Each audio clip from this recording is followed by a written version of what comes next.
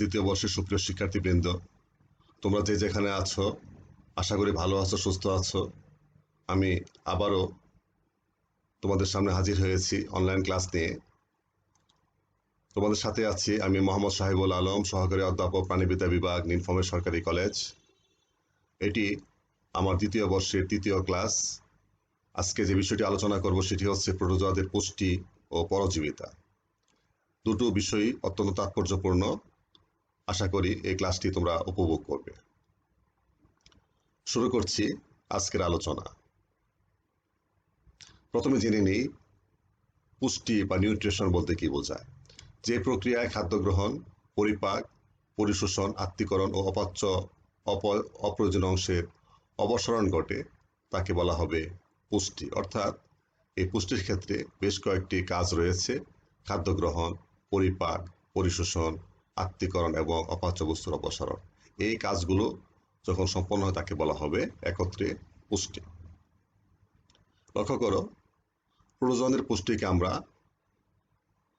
প্রধানত দুই ভাগে ভাগ করতে পারি: স্বনির্ভর পুষ্টি এবং পরনির্ভর পুষ্টি। অর্থাৎ অটোট্রপিক পুষ্টি, হেটারোট্রপিক পুষ্টি। অটোট্রপিক পুষ্টি কাকে বলবো? অটোট্রপিক পুষ্টি হচ্ছে যখন সেই জীবটি নিজের খাদ্য নিজেই তৈরি করবে, এবং সেই প্রক্রিয়াটার নাম কি? প্রক্রিয়াটা হচ্ছে সালোক সংশ্লেষণ।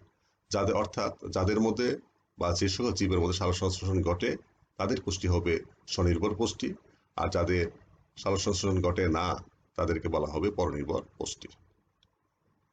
স্বনির্ভর পুষ্টি: যে সকল প্রোটোজোয়াতে ক্লোরোপ্লাস্ট বা ক্রোমাটোফোর বিদ্যমান তাদের ক্ষেত্রে সালোক সংশ্লেষণ প্রক্রিয়ায় পুষ্টি সম্পন্ন হয়, তাই এরা হচ্ছে স্বনির্ভর। অর্থাৎ নিজের খাদ্যের জন্য নিজের উপরে নির্ভরশীল, অন্য কোনো জীবের উপর তারা নির্ভরশীল নয়। উদাহরণ ফাইটোমেস্টিকোফোরা। অর্থাৎ ফাইটোমেস্টিকোফোরা অন্তর্ভুক্ত যারা, তাদের ক্ষেত্রে ক্রোমাটোফোর বা ক্লোরোপ্লাস্ট বিদ্যমান, তাই তারা সালোক সংশ্লেষণের মাধ্যমে নিজের খাদ্য নিজে তৈরি করতে সক্ষম। অপরদিকে পরনির্ভর পুষ্টি, এক্ষেত্রে পরিবেশ থেকে অন্যের তৈরি খাদ্য গৃহীত হয়। অর্থাৎ অধিকাংশ প্রোটোজোয়াতে এ ধরনের পুষ্টি দেখা যায়। অর্থাৎ এরা পুষ্টির জন্য অন্য কোনো উদ্ভিদ বা অন্য কোনো প্রাণীর উপর নির্ভরশীল, বা অন্য কোনো স্বভোজী বা পরভোজীর উপর নির্ভরশীল হয়ে জীবনযাপন করে। আমরা প্রোটোজোয়াদের পুষ্টিকে যদি সার্বিক দৃষ্টিকোণ থেকে বিশ্লেষণ করি তাকে 6টি ভাগে ভাগ করতে পারি, যথা হলোজৈবিক পুষ্টি, হলোফাইটিক পুষ্টি, মৃতভোজী পুষ্টি, পরজীবী পুষ্টি, কপ্রজৈবিক পুষ্টি এবং মিশ্রভোজী পুষ্টি। আমরা এই 6 প্রকারের পুষ্টি এক নজরে দেখতে পাচ্ছি। এখন এদের বিস্তারিত আলোচনা করব। প্রথমে হলোজৈবিক পুষ্টি। অন্য জীবকে খাদ্য হিসেবে গ্রহণ করলে তাকে বলা হবে হলোজৈবিক পুষ্টি। অর্থাৎ অন্য কোনো সজীব জীব, সেটি উদ্ভিদ বা অন্য কোনো প্রাণী হতে পারে, এটি অন্য কোনো স্বভোজী বা পরভোজী হতে পারে। অধিকাংশ প্রোটোজোয়ার ক্ষেত্রে এ ধরনের পুষ্টি লক্ষ্য করা যায়। খাদ্যাভ্যাসের ভিত্তিতে এদের 3 ভাগে ভাগ করা যায়, যথা তৃণভোজী, মাংসাশী এবং সর্বভোগ। এখন লক্ষণীয় বিষয় হচ্ছে তৃণভোজী কারা। তৃণভোজী হচ্ছে, তৃণ মানে লতা পাতা খেতে হবে এমন কোনো কথা নেই। তৃণভোজীর মানে হচ্ছে উদ্ভিদ এবং উদ্ভিদজাত খাদ্য গ্রহণ করে যারা বেঁচে থাকে তাদেরকে বলা হবে তৃণভোজী। যারা প্রাণী বা প্রাণীজাত খাদ্য খেয়ে বেঁচে থাকে বা খাদ্য গ্রহণ করে বেঁচে থাকে তাদেরকে বলা হবে মাংসাশী। এবং যারা দুটো উৎস, অর্থাৎ স্বভোজী জীব এবং পরভোজী জীব, 2 ধরনের জীব থেকে পুষ্টি সংগ্রহ করে তাদেরকে বলা হবে সর্বভোগ জীব। এই পদ্ধতিতে পুষ্টি সাধন 5টি ধাপে সম্পন্ন হয়। অর্থাৎ এই পুষ্টির 5টি ধাপ রয়েছে। প্রথম ধাপকে বলা হবে খাদ্য গ্রহণ, যাকে ইংরেজিতে বলা হচ্ছে ইনজেশন। তারপরে বলা হচ্ছে পরিপাক, অর্থাৎ এনজাইমের সহায়তায় জটিল খাদ্য সরল খাদ্যে পরিণত হওয়া। পরিশোষণ, পরিপাকের ফলে যে খাদ্যসার তৈরি হয় সেটি শোষিত হওয়া। আত্তীকরণ, অর্থাৎ তার সেই খাদ্যসারটি দেহের বিভিন্ন কাজে ব্যবহৃত হওয়া, এবং যে খাদ্যটি সে গ্রহণ করে তার সবটুকুই পরিপাক করা সম্ভব নয়, তার মধ্যে কিছু উচ্ছিষ্ট থেকে থাকে, সেই উচ্ছিষ্টটি দেহ থেকে বের করে দেওয়া হচ্ছে পুষ্টির আরেকটি গুরুত্বপূর্ণ ধাপ, যাকে বলা হচ্ছে বহিষ্করণ বা অ্যাবজর্পশন। প্রথমেই আসি খাদ্য গ্রহণে।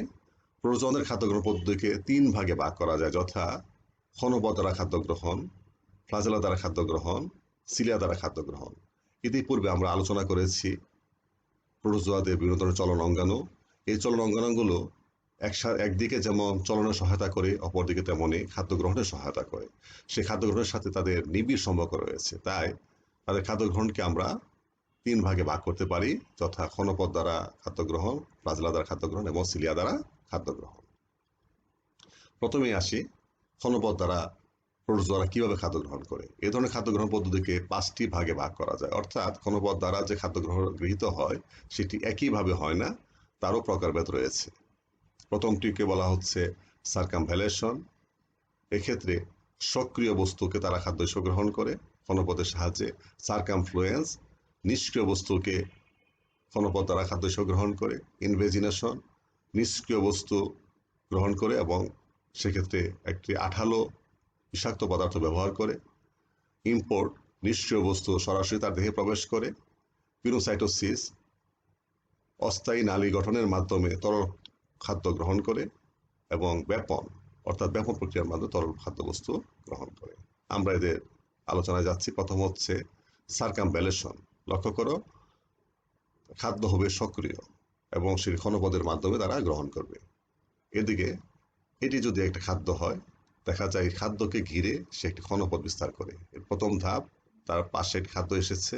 দ্বিতীয় ধাপ, খাদ্যের চারপাশে সে ক্ষণপথ বিস্তার করেছে, বিস্তার করে সেটাকে পুরো ঘিরে ফেলে তার দেহের অভ্যন্তরে গ্রহণ করেছে। এই প্রক্রিয়াকে বলা হবে, লক্ষ্য করো এখানে কিন্তু খাদ্যটাকে সে স্পর্শ করে না, বরং স্পর্শ করলে সেই যেহেতু সক্রিয়, সেই খাদ্যটাকে সে গ্রহণ করতে পারবে না।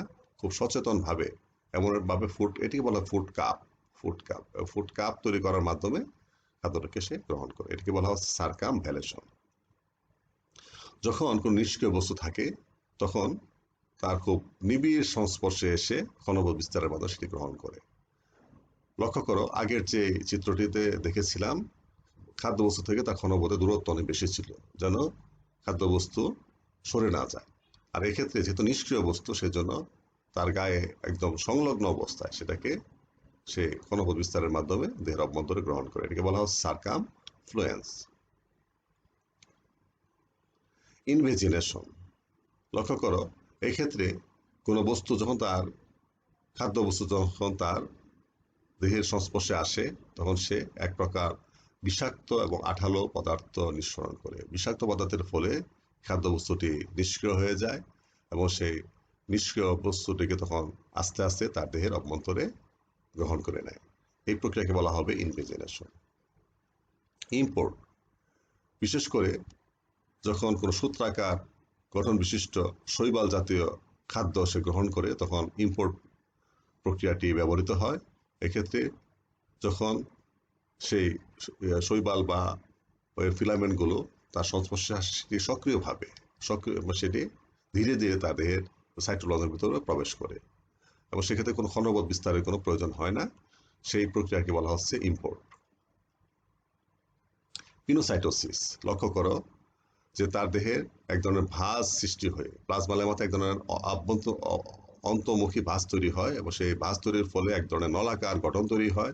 সে নালী পথে তখন তরল পদার্থ প্রবেশ করে এবং এক পর্যায়ে সে নালীপথটি বন্ধ হয়ে যে ছোট ছোট থলি গঠন করে তরল খাদ্য গ্রহণের এই যে প্রক্রিয়া, সেই প্রক্রিয়াকে বলা হবে পিনোসাইটোসিস। এবার আমরা আলোচনা করব ফ্লাজেলা দ্বারা খাদ্য গ্রহণ। ইউগ্লিনা ফ্লাজেলা দ্বারা পানিস্রোত সৃষ্টি করে, যার প্রভাবে খাদ্য সাইটোস্টোমের দিকে ধাবিত হয়। মোনাস ফ্লাজেলা দ্বারা সরাসরি খাদ্যকে জড়িয়ে ধরে। পার্সনেমা এর ফ্যারিংস প্রাচীরের গায়ে শক্ত দণ্ডের মতো ট্রাইকাইটিস খাদ্য গ্রহণে সহায়তা করে। এই খাদ্য গ্রহণ প্রক্রিয়াকে আমরা যেভাবে ব্যাখ্যা করতে পারি সেটি হচ্ছে, সিলিয়া আন্দোলনের ফলে খাদ্যবস্তু সাইটোফেরিংস বা গ্যালেটের দিকে ধাবিত হয়। গ্যালেটের মাধ্যমে সাইটোপ্লাজমে খাদ্য প্রবেশ করে, খাদ্য বলয় গঠিত হয়। খাদ্য বলয় সাইটোপ্লাজমে চক্রাকারে আবর্তিত হয়, একে সাইক্লোসিস বলে। লক্ষণীয় বিষয় হচ্ছে যে সিলিয়া দ্বারা যে খাদ্যগুলি গ্রহীত হয় সেই খাদ্য গ্রহণ প্রক্রিয়াটি মধ্যে বেশ বৈচিত্র্য আছে। কারো ক্ষেত্রে সেটি স্রোত তৈরির মাধ্যমে, কারো ক্ষেত্রে সরাসরি খাদ্য গ্রহণের প্রবণতা লক্ষ্য করা যায়। শিলাদার খাদ্য গ্রহণের যে সাইক্লোসিস প্রক্রিয়াটির কথা বলা হয়েছে আমরা ইতিমধ্যে লক্ষ্য করো, এই হচ্ছে তার সাইটোস্টোমের মাধ্যমে সে খাদ্য গৃহীত হয়েছে, খাদ্য ফুডকাপ তৈরি হয়েছে, সেটি তখন চক্রাকারে আবর্তিত হয়। এটি হচ্ছে প্রথম অবস্থান, দ্বিতীয় অবস্থান, তৃতীয় অবস্থান। যত অবস্থান পরিবর্তন হয় ততই খাদ্য পরিপাকটি সম্পন্ন হয় এবং তাতে খাদ্য সারগুলো সাইটোপ্লাজমে গৃহীত হয় এবং সেগুলো পর্যায়ক্রমে ঘুরে ঘুরে এসে এক পর্যায়ে তাদের যে বর্জ্য অপসারণের নির্দিষ্ট একটা স্থান রয়েছে যাকে বলা সাইটোপ্রক্টের মাধ্যমে সেই উচ্ছিষ্ট বস্তুটি দেহের বাইরে অপসারিত হয়। লক্ষ্য করো যে শুরুতে যে খাদ্যবস্তুর যে ফুড ভেহিকল ছিল বা ভেহিকলটা ছিল সেটি পর্যায়ক্রমে ছোট হয়ে গেছে, অর্থাৎ তার মধ্যে থেকে খাদ্য সার গৃহীত হওয়ার কারণে কিন্তু ভেহিকলটা আস্তে আস্তে ছোট হয়ে গেছে, শুধুমাত্র বর্জ্যটি এসে এখানে অপসারিত হয়েছে। এই যে চক্রাকারে সেটি আবর্তিত হয় সমগ্র দেহ জুড়ে, তার ফলে কি হয়, সমগ্র সাইটোপ্লাজমে এই খাদ্যবস্তুগুলো ছড়িয়ে পড়ে। পরিপাক, প্রোটোজোয়াদের ক্ষেত্রে অন্তঃকোষীয় পরিপাক ঘটে। লাইসোজোম থেকে নিঃসৃত এনজাইম পরিপাকে সহায়তা করে। প্রোটিয়াস এনজাইম আমিষকে অ্যামাইনো অ্যাসিডে পরিণত করে। অ্যামাইলেজ জটিল শর্করাকে সরল শর্করায় পরিণত করে এবং লাইপেজ চর্বি জাতীয় খাদ্যবস্তুকে ফ্যাটি অ্যাসিড এবং গ্লিসারলে পরিণত করে। অর্থাৎ এদের যেহেতু একটি মাত্র কোষ দ্বারা তার দেহ গঠিত, তাই তাদের যে পরিপাক তাকে বলা হবে অন্তঃকোষীয় পরিপাক। তাদের কোনো পরিপাক নালী বা এরকম কোনো গঠন থাকার কোনো প্রশ্নই আসে না। একটি মাত্র কোষের অভ্যন্তরে অন্তঃকোষীয় পরিপাক মাধ্যমে তার পরিপাক সম্পন্ন হবে, এটাই স্বাভাবিক। পরিশোষণ, পরিপাকের ফলে সৃষ্ট খাদ্যসার সাইটোপ্লাজমে যে গৃহীত হয় তাকে আমরা বলবো পরিশোষণ। আত্তীকরণ, সাইটোপ্লাজমে গৃহীত খাদ্যসার শারীরবৃত্তীয় কাজে যে ব্যবহৃত হয় তাকে বলা হবে আত্তীকরণ। এবং সবশেষে যে বিষয়টি রয়েছে যে খাদ্যের যে উচ্ছিষ্ট অংশ, যে খাদ্যবস্তু গৃহীত হয় তার সবটি পরিপাক হয় না, যে অংশটুকু অপরিপাক অবস্থায় থাকে, উচ্ছিষ্ট অবস্থায় থাকে, সেগুলো দেহ থেকে বহিষ্কৃত হয়। সেটি অনেক ক্ষেত্রে স্থায়ী নির্গমন পথ থাকে যাকে সাইটোপ্রক্ট বা প্রক বলা হচ্ছে, আবার অনেকের ক্ষেত্রে কোনো স্থায়ী কোনো সেই পরিপাক বর্জ্য অপসারণের ব্যবস্থা থাকে না, অস্থায়ীভাবে সেই ছিদ্রপথ তৈরি হয়। অ্যামিবার মতো দেহগ্রন্থিদের পিছনের দিকে বর্জ্য অপসারণ হয়। আবার বলা হচ্ছে মেস্টিকোফোরা এবং সিলিয়াটাতে সুনির্দিষ্ট কোষ পায়ু বা সাইটোপ্রক থাকে।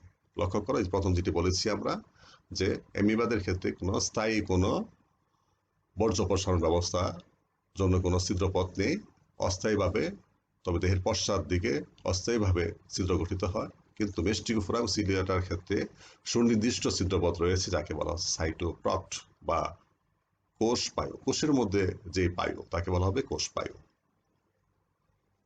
অর্থাৎ পরিপাক বর্জ্য অপসারণের ব্যবস্থা। হলোফাইটিক পুষ্টি, যে প্রক্রিয়ায় প্রোটোজোয়াতে সালোক সংশ্লেষণের মাধ্যমে নিজের খাদ্য নিজে তৈরি করতে পারে তাকে হলোফাইটিক বা অটোট্রফিক পুষ্টি বলা হয়। এটি আমরা আগেই বলেছি স্বভোজী পুষ্টি। এটি কোনো কোনো প্রোটোজোয়ার ক্ষেত্রে দেখা যায়, বিশেষ করে ফাইটোমেস্টিকোফোরাতে। এই ধরনের উদাহরণ হচ্ছে জোক্লোরেলা।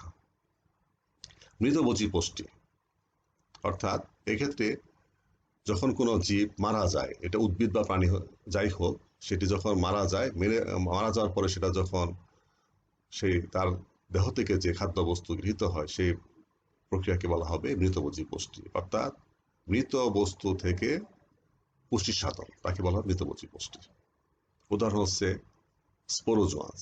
অধিকাংশ স্পোরোজোয়ান্স এই মৃতভোজী পুষ্টির অন্তর্ভুক্ত।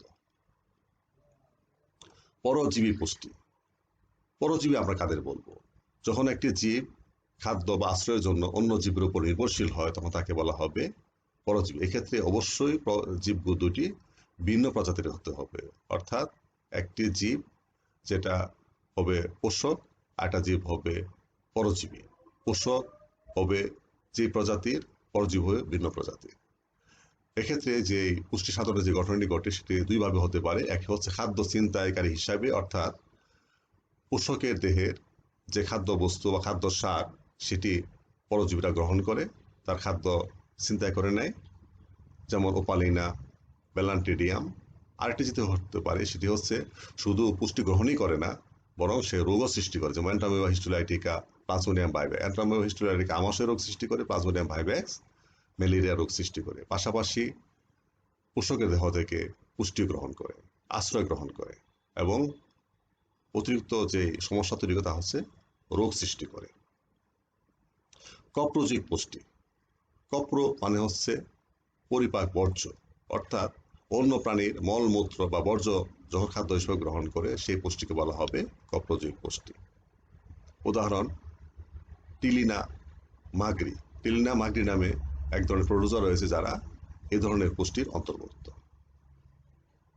মিশ্রভোজী পুষ্টি, যখন একাধিক পদ্ধতিতে পুষ্টি সাধিত হয়, অর্থাৎ পুষ্টি পদ্ধতি এক নয় একাধিক। যেমন আমরা যদি লক্ষ্য করো, ইউগ্লেনাতে দুই ধরনের পুষ্টি আমরা লক্ষ্য করি। একটি হচ্ছে তার দেহে যেহেতু ক্লোরোপ্লাস্ট আছে, সেজন্য যখন সে আলোকময় জায়গায় থাকে তখন সে স্বভোজী পুষ্টি সাধন করে, অর্থাৎ সালোকসংশ্লেষণ ঘটে তার মধ্যে। যখন সে অন্ধকার পরিবেশে থাকে তখন সেপ্রোফাইট, অর্থাৎ মৃতভোজী পুষ্টি, মৃত বস্তু গ্রহণ করে তখন সে পুষ্টি সাধন করে। তার মানে একদিকে সে স্বভোজী, আরেকদিকে সে পরভোজী। দুই ধরনের পুষ্টি তার মধ্যে বিদ্যমান। অবস্থা ভেদে সে তার সেই দুটো প্রক্রিয়াই ব্যবহার করে থাকে, তাই তাদের সে পুষ্টি বলা হবে মিশ্রভোজী পুষ্টি বা মিক্সোট্রফিক নিউট্রিশন। আমরা প্রোটোজোয়ার পুষ্টি আলোচনা শেষ করলাম, এবার শুরু করছি প্রোটোজোয়াদের পরজীবিতা। আমরা এবার প্রথমে সংজ্ঞাটা জেনে নেই। বিজ্ঞানী হাইম্যানের মতে পরজীবিতা হলো বিভিন্ন জীবের এমন একটি সম্পর্ক যার ফলে একজন অন্যজনের থেকে সুস্পষ্টভাবে উপকৃত হয়। তাহলে লক্ষ্য করো, এক্ষেত্রে যে জীবটি উপকৃত হয় তাকে বলা হবে পরজীবী, আর যে জীবটি ক্ষতিগ্রস্ত হয় তাকে বলা হবে পোষক। তার মানে হচ্ছে এটি এমন একটি সম্পর্ক, এটি নেগেটিভ সম্পর্ক। অবশ্যই নিঃসন্দেহে এটি নেগেটিভ সম্পর্ক। পোষক ক্ষতিগ্রস্ত হবে, পরজীবী উপকৃত হবে। এরকম রিলেশন যদি হয় কারো কোনো জীবের মধ্যে, তখন তাকে বলা হবে পরজীবিতা। পরজীবিতার প্রকারভেদ। পরজীবিতা বিভিন্ন প্রকার হতে পারে, যথা একক পরজীবিতা, যখন পোষক প্রজাতি একটি, পরজীবী প্রজাতি একটি, মানে একটি নির্দিষ্ট প্রজাতির পোষকের উপর নির্দিষ্ট প্রজাতির পরজীবী যখন পরজীবিতা প্রদর্শন করে তখন তাকে বলা হবে একক পরজীবিতা। বহু পরজীবিতা। পোষক একটি হলেও পরজীবী নানান রকমের হতে পারে, তখন তাকে বলা হবে বহু পরজীবিতা। অধিপরজীবিতা। পোষক প্রজাতি একটি, পরজীবী প্রজাতি একই প্রজাতি বহু, তখন তাকে বলা হবে অধিপরজীবিতা। অতিপরজীবিতা। অনেক সময় এমন দেখা যায় একটি পরজীবী অন্য জীবের উপর নির্ভরশীল হয়ে আছে, আবার সে পরজীবীর উপর আবার আরেকটি পরজীবী আক্রমণ করছে, পরজীবী হিসাবে বসবাস করছে, তখন সেই ধরনের পরজীবীকে মানে পরজীবীর পরজীবী, তখন তাকে বলা হবে অতিপরজীবিতা। পরজীবী প্রোটোজোয়া। পরজীবীর প্রকারভেদ। বিভিন্ন দৃষ্টিকোণ থেকে পরজীবীদের বিন্যস্ত করা যায়, যথা পোষক দেহে অবস্থান অনুসারে তাদেরকে বিভিন্ন দলে ভাগ করা যায়, জীবনযাত্রার পদ্ধতি অনুসারে তাকে বিভিন্ন দলে ভাগ করা যায়, পরজীবিতার স্থায়িত্ব অনুসারে ভাগ করা যায়, আবার পোষকের সংখ্যা অনুসারেও ভাগ করা যায়। সবশেষে ক্ষতির প্রকৃতি অনুসারে তাদেরকে বিভিন্ন দলে ভাগ করা যায়। আমরা এদের বিস্তারিত আলোচনায় যাচ্ছি। প্রথমে পোষক দেহে অবস্থান অনুসারে, পোষকদের কোথায় অবস্থান করে তার উপর ভিত্তি করে পরজীবী দুই প্রকার, যথা বহিঃপরজীবী, যখন পরজীবী পোষকের দেহের বাইরে অবস্থান করে, অর্থাৎ ত্বকে অবস্থান করে, তখন তাকে বলা হবে বহিঃপরজীবী। অন্তঃপরজীবী, যখন দেহের অভ্যন্তর ভাগে পরিপাক নালীতে, রক্তে বা এইসব ইত্যাদি ইত্যাদি স্থানে বা কোষে বা কলায়, তখন তাকে বলা হবে অন্তঃপরজীবী। অতিপরজীবী, যেটা আমরা আগেই বলেছি, পরজীবীর পরজীবী, পরজীবীর দেহে যখন পরজীবী হিসেবে কেউ বাস করে তখন তাকে বলে অতিপরজীবী। বহিঃপরজীবী। এ ধরনের পরজীবী পোষকের দেহের বাইরে অবস্থান করে, উদাহরণ হাইড্রামিবা, হাইড্রক্সেনা। লক্ষ্য করো, দেহের বাইরে অবস্থানকারী পরজীবীকে আমরা বলছি বহিঃপরজীবী। এ ধরনের প্রোটোজোয়ান পরজীবীর উদাহরণ হচ্ছে হাইড্রামিবা, হাইড্রক্সেনা। এই পরজীবীটি হাইড্রার বহিঃত্বকে অবস্থান করে। অন্তঃপরজীবী, এই অন্তঃপরজীবীদেরকে আমরা আবার অবস্থান অনুসারে বেশ কয়েকটি ভাগে ভাগ করতে পারি। যেমন সিলোজয়িক, যখন কোনো পরজীবী তার পোষকে সিলোমে অবস্থান করে, যেমন গ্রেগরিনা। অ্যান্টেরোজয়িক, যখন সেটি কোনো দেহের কোনো অঙ্গের অভ্যন্তর ভাগে বা গহ্বরে বা কুঠুরিতে অবস্থান করে, যা মুখ গহ্বরের মধ্যে অবস্থান করতে পারে, যেমন অ্যান্ট্রামিবা গেঞ্জিভিলিস। এটি অন্ত্রের পরজীবী হতে পারে, অন্ত্রের গহ্বরের ভিতরে অবস্থান করতে পারে, যেমন অ্যান্টামিবা হিস্টোলাইটিকা। হতে পারে প্রজনন নালীতে অবস্থান করতে পারে, যেমন ট্রাইকোমোনাস ভ্যাজাইনালিস। অ্যান্টেরোজয়িক বলতে আমরা বুঝবো যে কোনো অঙ্গের যে ভিতরের যে লুমেন বা ক্যাভিটি, সেই ক্যাভিটির মধ্যে যখন অবস্থান করে তখন তাকে বলা হবে অ্যান্টেরোজয়িক। সাইটোজয়িক, যখন কোষের অভ্যন্তরে অবস্থান করে। পরজীবী যদি কোষের অভ্যন্তরে অবস্থান করে তাকে বলা হবে সাইটোজয়িক, যেমন লেসপিনিয়া ডোনোভানি, এটি কোষের অভ্যন্তরে প্রবেশ করে। হিস্টোজয়িক, যখন আন্তঃকোষীয় স্থানে অবস্থান করে, অর্থাৎ কলায় অবস্থানে, কলার আন্তঃকোষীয় স্থানে যখন অবস্থান করে কোনো পরজীবী তাকে বলা হবে হিস্টোজয়িক পরজীবী, উদাহরণ আইমেরিয়া।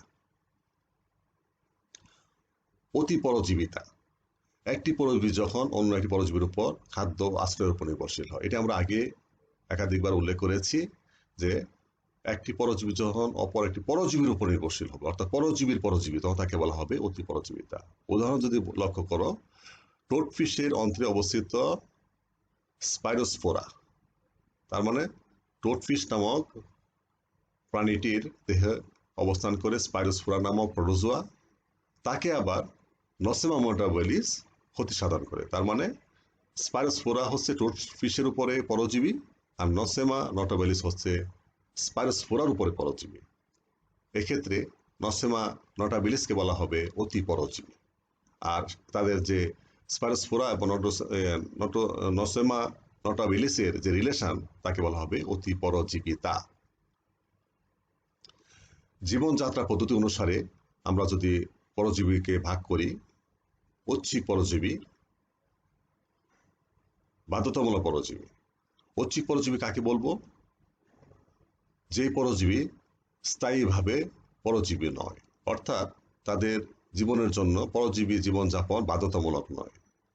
সেই পরজীবী হিসাবে তারা যেমন বাস করতে পারে, স্বাধীন জীবী হিসেবে বাস করতে পারে, তখন তাকে বলা হবে ঐচ্ছিক পরজীবী। আবার যে সকল পরজীবিতা ছাড়া তাদের জীবন অচল, অর্থাৎ তাদেরকে অবশ্যই পরজীবী হিসেবে জীবনযাপন করতে হবে, স্বাধীন জীবনযাপনের কোনো সামর্থ্য তাদের নেই, তাদেরকে বলা হবে বাধ্যতামূলক পরজীবী। আকস্মিক পরজীবী, এমন কিছু পরজীবী রয়েছে এরা প্রকৃতপক্ষে পরজীবী নয়, এরা স্বাধীনজীবী, কিন্তু ঘটনাক্রমে তারা পরজীবী হয়ে যেতে পারে। ঘটনাক্রমে কোনো জীবের অভ্যন্তরে প্রবেশ করে সেখানে পরজীবী জীবনযাপন করতে পারে, তখন তাকে বলা হবে আকস্মিক পরজীবী। পরজীবী তার স্থায়িত্ব অনুসারে আমরা যদি ভাগ করি, লক্ষ্য করো, স্থায়ী পরজীবী, অর্থাৎ যে পরজীবী সারা জীবন পরজীবী হিসেবে জীবনযাপন করবে, এমন পরজীবীকে বলা হবে স্থায়ী পরজীবী, যেমন অ্যান্টামিবা হিস্টোলাইটিকা। এদের জীবনচক্রে একমাত্র উপায় হচ্ছে পরজীবিতা। অস্থায়ী পরজীবী, যারা জীবনচক্রের একটি অংশ পরজীবী হলেও অন্য একটি অংশ স্বাধীন জীব হিসেবে থাকতে পারে, যেমন গিয়ার্ডিয়া ইন্টেস্টাইনালিস।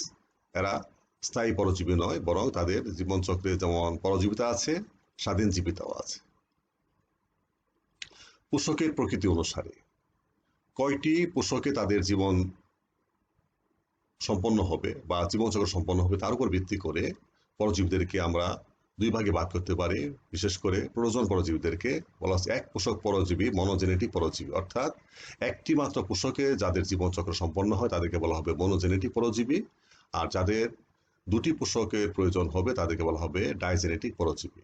এক পোষক পরজীবীর উদাহরণ হচ্ছে অ্যান্টামিবা হিস্টোলাইটিকা, অর্থাৎ মানব দেহে তাদের জীবনচক্র সম্পন্ন হয়। দ্বিপোষক পরজীবীর উদাহরণ হচ্ছে প্লাজমোডিয়াম ভাইভ্যাক্স, তাদের দুটি পোষকের মধ্যে একটি হচ্ছে মানবদেহ, আরেকটি হচ্ছে মশকি। অর্থাৎ তাদের দুটো পোষক প্রয়োজন হয় তার জীবনচক্র সম্পন্ন করতে, তাদের বলা হবে ডাইজেনেটিক পরজীবী। প্রোটোজোয়াদের মধ্যে না দেখা গেলেও কোনো কোনো কৃমির ক্ষেত্রে, বিশেষ করে প্লাটিহেলমিনথেসের মধ্যে ত্রিপোষক পরজীবীও জীবিতও লক্ষ্য করা যায়, অর্থাৎ তাদের জীবনচক্র সম্পন্ন করতে 3টি পোষকের প্রয়োজন হয়। কিন্তু প্রোটোজোয়াদের ক্ষেত্রে এরকম ত্রিপোষক পরজীবী লক্ষ্য করা যায় না। ক্ষতির প্রকৃতি অনুসারে যদি আমরা ভাগ করি, লক্ষ্য করো, রোগজনক এবং অরোগজনক। কিছু কিছু পরজীবী আছে যারা রোগ সৃষ্টি করে, তাদেরকে বলা হবে রোগজনক পরজীবী। আর কিছু পরজীবী আছে পোষকের ক্ষতি করে ঠিকই, কিন্তু রোগ সৃষ্টি করে না, তাদেরকে বলা হবে অরোগজনক পরজীবী। যেমন রোগজনক পরজীবীর উদাহরণ হচ্ছে প্লাজমোডিয়াম ভাইভ্যাক্স, যেটি ম্যালেরিয়া নামক একটি মারাত্মক রোগ সৃষ্টি করে। অরোগজনক পরজীবীর মধ্যে রয়েছে অ্যান্টোমিবা কোলি, যেটি আমাদের দেহের অন্ত্রে অবস্থান করে, কিন্তু কোনো তারা পরজীবী জীবনযাপন করলেও আমাদের দেহের কোনো ক্ষতি করে না। এবার আমরা আলোচনা করব mode of infection of Parasite, অর্থাৎ পরজীবীদের সংক্রমণ পদ্ধতি, কিভাবে সে পোষককে সংক্রমিত করে বা পোষক দেহে কিভাবে সংক্রমিত হয়। প্রথমত সক্রিয় অভিবাসন। জলজ পোষকের ক্ষেত্রে এই সক্রিয় অভিবাসন ঘটে। লক্ষ্য করো, যেমন মাছের পরজীবী ইকটায়োথেরিয়ন্স নামক যে পরজীবীটি আছে, সেটি পানির মাধ্যমে পরিবাহিত হয়ে এক পোষক থেকে আরেক পোষকে স্থানান্তরিত হয়। সরাসরি স্থানান্তর, প্রত্যক্ষ সংযোগ বা সংস্পর্শের মাধ্যমে যখন সেই ঘটনাটি ঘটে, স্থানান্তর ঘটে, তাকে বলা হবে সরাসরি স্থানান্তর। যেমন অ্যান্টামিবা গিঞ্জিভালিস, এটি একজনের মুখ থেকে আরেকজনের মুখে সরাসরি সংস্পর্শে আসতেই স্থানান্তরিত হতে পারে, এছাড়া অন্য কোনো উপায়ে স্থানান্তরিত হয় না। আকস্মিক সংক্রমণ, অর্থাৎ খাদ্য বা পানীয়ের মাধ্যমে, খাদ্য বা পানীয় যখন কোনো পরজীবী দ্বারা সংক্রমিত হয়, সে খাদ্য বা পানীয় যখন আমরা গ্রহণ করি তখন তার দ্বারা সংক্রমিত হতে পারি। এই ধরনের সংক্রমণকে বলা হবে আকস্মিক সংক্রমণ। উদাহরণ অ্যান্টামিবা হিস্টোলাইটিকা, অর্থাৎ অ্যান্টামিবা হিস্টোলাইটিকার যে পরজীবীটি রয়েছে তার দ্বারা যদি কোনো কন্টামিনেটেড বা দূষিত খাদ্য বা পানি আমরা গ্রহণ করি, তখন আমরা তার দ্বারা আক্রান্ত হতে পারি। প্রাণীর সংক্রমণ, প্রাণীর মাধ্যমে সংক্রমণ, অন্য প্রাণীর কামড় বা দংশনের মাধ্যমে সংক্রমণ করতে পারে। যেমন প্লাজমোডিয়াম ভাইভ্যাক্স, মশকির মাধ্যমে, যখন আমাদেরকে দংশন করে তখন তার মাধ্যমে আমরা এই প্লাজমোডিয়াম ভাইভ্যাক্স দ্বারা সংক্রমিত হতে পারি। মানে প্লাজমোডিয়াম ভাইভ্যাক্স বহনকারী কোনো মশকি যখন আমাদের দেহে দংশন করবে, তখন সেই প্লাজমোডিয়াম ভাইভ্যাক্সে জীবাণুটি আমাদের দেহে প্রবেশ করবে, তখন তাকে বলা হবে প্রাণীর মাধ্যমে সংক্রমণ। বংশগত সংক্রমণ, অনেক সময় দেখা যায় জন্মের পূর্বে বা পরে মাতৃদেহ থেকে যদি কোনো সংক্রমণ ঘটে, তখন তাকে বলা হবে বংশগত সংক্রমণ। যেমন নসেমা বোম্বেসিস নামক যে পরজীবীটি রয়েছে, সেটি ডিমের মাধ্যমে, পতঙ্গের ডিমের মাধ্যমে তার বংশধরে স্থানান্তরিত হয়। অর্থাৎ নসেমা বোম্বেসিস এমন একটি পরজীবী যেটি ডিমের মাধ্যমে তার পরবর্তী প্রজন্মে স্থানান্তর, ডিম আসে তার মাতৃদেহ থেকে এবং মাতৃদেহ থেকে সে জীবাণুটি সহই সেই ডিমটি তার থেকে বাচ্চা উৎপন্ন হয় এবং তার থেকে সংক্রমিত হয়। পোষক পরজীবীর সম্পর্ক, পোষকের সাথে পরজীবী নিবিড় সম্পর্ক বিদ্যমান। এই সম্পর্ককে আমরা দুটো ভাগে ব্যাখ্যা করতে পারি। প্রথম হচ্ছে পরজীবিতার প্রভাব পোষকের উপর কেমন, বা পরজীবিতার প্রভাবটি পরজীবীর উপর কেমন। অর্থাৎ পোষকের উপর প্রভাব, এফেক্ট অন হোস্ট, পরজীবীর উপর প্রভাব, এফেক্ট অন প্যারাসাইট। এই দুটো বিষয় যদি আমরা আলোচনা করি, তাহলে পোষক পরজীবীর সম্পর্ক আমাদের স্পষ্ট হয়ে উঠবে। প্রথমে আমরা যে বিষয়টি বলছি সেটি হচ্ছে পোষকের উপর প্রভাব। পরজীবিতার ফলে পোষকের উপর কি প্রভাব পড়ে তা যদি আমরা লক্ষ্য করি, প্রথমে লক্ষ্য করো, দেহ, কোষ ও কলার ক্ষতি সাধিত হয়। অনেক পরজীবী রয়েছে যারা পোষকের দেহ, কোষ ও কলার ক্ষতি সাধন করে। উদাহরণ অ্যান্টামিবা হিস্টোলাইটিকা। অ্যান্টামিবা হিস্টোলাইটিকা অন্ত্রে অবস্থান করে আমাদের অন্ত্রের প্রাচীর ক্ষতিগ্রস্ত করে বা অন্যান্য অঙ্গ প্রত্যঙ্গ ক্ষতিগ্রস্ত করতে পারে। লিম্ফ গ্রন্থি, যকৃৎ ও প্লীহা বৃদ্ধিপ্রাপ্ত হয়। যেমন লেশমানিয়া ডোনোমানি। লেশমানিয়া ডোনোমানি নামক পরজীবী দ্বারা যখন কোনো পোষক আক্রান্ত হয়, তখন সেই পোষকের লিম্ফ গ্রন্থি, যকৃৎ, প্লীহা বৃদ্ধিপ্রাপ্ত হয়, অস্বাভাবিকভাবে বৃদ্ধিপ্রাপ্ত হয়। অনেক সময় অন্ত্র, যকৃৎ, এমনকি মস্তিষ্ক ক্ষতিগ্রস্ত হতে পারে। যেমন অ্যান্টামিওহিস্টোলাইটিকা প্রধানত অন্ত্রের পরজীবী, কিন্তু সেটি রক্তস্রোতের সাথে মিশে যে অনেক সময় যকৃৎ এমনকি মস্তিষ্ক ক্ষতিগ্রস্ত করতে পারে। পরজীবী সৃষ্ট বিষাক্ত দ্রব্য পোষককে রোগাক্রান্ত করে, যেমন প্লাজমোনিয়াম ভাইভ্যাক্স। প্লাজমোনিয়াম ভাইভ্যাক্স থেকে এক ধরনের বিষাক্ত পদার্থ উৎপন্ন হয়, হিমোজোয়াইন নামক বিষাক্ত পদার্থ। সেই হিমোজোয়াইনের প্রভাবে পোষক দেহে জ্বর সৃষ্টি হয়। পোষকের ওজন অস্বাভাবিক হারে বৃদ্ধি পেতে পারে। এবার লক্ষ্য করছি আমরা পরজীবীর উপর প্রভাব। পোষকের উপর যেমন পরজীবিতার একটি প্রভাব রয়েছে, পরজীবীর উপরও পরজীবিতার একটি প্রভাব রয়েছে, তবে সেই প্রভাবটি একটু ভিন্নভাবে হয়ে থাকে। যেমন চলন অঙ্গাণু হ্রাসপ্রাপ্ত বা বিলুপ্ত হয়, যেহেতু সে পোষকের দেহে অবস্থান করে, নিরাপদ স্থানে অবস্থান করে, খাদ্য বা আশ্রয়ের কোনো চিন্তা করতে হয় না, সেজন্য তার চলন অঙ্গাণু এবং অঙ্গাণুগুলো হ্রাসপ্রাপ্ত বা বিলুপ্ত হয়, চলাচলের কোনো প্রয়োজন হয় না। নিশ্চিন্ত মনে সে পরজীবীর দেহ থেকে সে খাদ্যবস্তু গ্রহণ করে, আশ্রয় গ্রহণ করে, তাই এই অঙ্গাণুগুলো বিলুপ্তি সাধন হয়। চলন অঙ্গাণু মূলত যারা স্বাধীনজীবী তাদের জন্য প্রযোজ্য, পরজীবীদের ক্ষেত্রে সেটা খুব তেমন কোনো কাজে আসে না। দৈহিক গঠন সরল প্রকৃতির হয়। স্বাধীনজীবী জীবের জন্য পরিবেশের সাথে খাপ খাইয়ে নেওয়ার জন্য তাদের দেহ দৈহিক গঠন প্রকৃতি অত্যন্ত জটিল প্রকৃতির হয়, এবং পরজীবীদের ক্ষেত্রে যেহেতু স্বাধীনজীবীদের মতো তাদের প্রতিকূল পরিবেশের সাথে মানিয়ে নিতে হয়, তেমন একটি ব্যাগ পেতে হয় না, তার জন্য তাদের গঠনটা অনেকটা সরল প্রকৃতির হয়ে থাকে। আসঞ্জন অঙ্গের উদ্ভব ঘটে, যেমন চোষক মুখ। যেহেতু তারা অন্য একটি জীবের উপর নির্ভর করে থাকে, সে জীবের মধ্যে তারা আশ্রয় গ্রহণ করে থাকে, সে জীবের সাথে সংলগ্ন থেকে তাদের আশ্রয়টাকে নিশ্চিত করার জন্য তাদের দেহে বিশেষ ধরনের অঙ্গ গঠিত হয়, সে অঙ্গকে বলা হচ্ছে চোষক এবং মুখ। পরিবার সংশ্লিষ্ট অঙ্গাণু হ্রাসপ্রাপ্ত বা বিলুপ্ত হয়। আমরা আগেই বলেছি পরজীবী পোষকের দেহ থেকে পুষ্টি গ্রহণ করে, তাই তার পরিপাকতন্ত্রের কোনো প্রয়োজন হয় না। প্রজনন হার অত্যধিক বৃদ্ধি পায়, যেহেতু তাদের সংক্রমণ হার তুলনামূলকভাবে কম বা পোষক দেহের সংস্পর্শে আসার সম্ভাবনা খুব ক্ষীণ থাকে, তাই তাদের প্রজনন হার হয় অত্যন্ত বেশি। অধিক সংখ্যক প্রজনন তারা ঘটিয়ে থাকে, যার ফলে স্বল্প সংখ্যক সংক্রমণের মাধ্যমে যেন তাদের বংশধর টিকে থাকে সেটা যেন নিশ্চিত হয়। অধিকাংশের পোষক দুটি, এদের একটি রিজার্ভার হিসেবে কাজ করে। লক্ষ্য করো, এদের অধিকাংশ ক্ষেত্রে দুটো করে পোষক থাকে, অর্থাৎ ডাইজেনেটিক ধরনের হয়ে থাকে। এদের মধ্যে একটি হচ্ছে মূল পোষক, প্রাইমারি পোষক, আরেকটি বলা হয় রিজার্ভার। যেমন এই প্লাজমোনিয়াম ভাইভ্যাক্সের ক্ষেত্রে মূল পোষক হচ্ছে বা প্রাইমারি পোষক হচ্ছে মানুষ, আর রিজার্ভার হিসেবে কাজ করে মশকি। মশকির দেহে সে কোনো রোগ সৃষ্টি করে, তার কোনো ক্ষতিও করে না, কিন্তু তার দেহে রিজার্ভার হিসাবে সে আশ্রয় গ্রহণ করে থাকে। আমরা আজকের আলোচনা শেষ করলাম, এবং সেই আলোচনার প্রেক্ষিতে দিয়ে দিচ্ছি বাড়ির কাজ। তোমরা ভালোভাবে প্রশ্নগুলো লক্ষ্য করো। ইতিমধ্যে আমরা এই বিষয়গুলো সবই আলোচনা করেছি, এবং পরীক্ষার জন্য এগুলো খুবই গুরুত্বপূর্ণ। আশা করব যে এই প্রশ্ন উত্তরগুলো তোমরা লিখবে, শিখবে, যেন পরীক্ষার সময় উত্তরগুলো পরীক্ষা খাতায় লিখতে কোনো সমস্যা না হয়। আর এই কাজগুলো যখন কলেজ খুলবে তোমরা আমাকে দেখাবে। সবাইকে